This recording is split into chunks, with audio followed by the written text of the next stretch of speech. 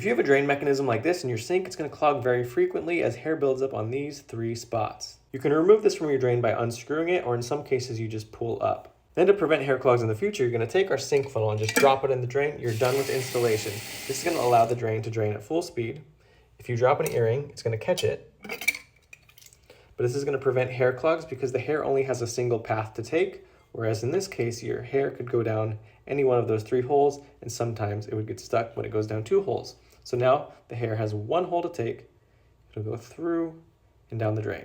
This product is good for homes with PVC or ABS plumbing because it is smooth inside the pipes. Now in a pivot rod style sink drain, you're going to go under the sink, loosen this nut enough to back out that pivot rod, and pull this stopper out.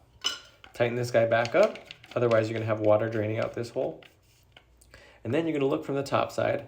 As you install your sink funnel, first of all, make it so this guy is centered in the drain. And then since the water and hair is going down this side of this flange, right, it goes down this hole on this side, you want to make sure that side doesn't see the pivot rod. So angle it like this as you install it, making sure it sits flush on your drain, and we're diverting the hair past the pivot rod. If you install it incorrectly, if you put it in like this, you're actually sending the hair directly onto the pivot rod, which is why you get a hair clog in the first place. As you can see with the stopper installed, or kind of installed, hair will build up on this rod because it's in the center of the drain. This is not a hair catcher bar. If this was the mechanism by which your drain was meant to catch hair, it would be a terrible design, right? We can all agree this is what raises and lowers this, nothing more.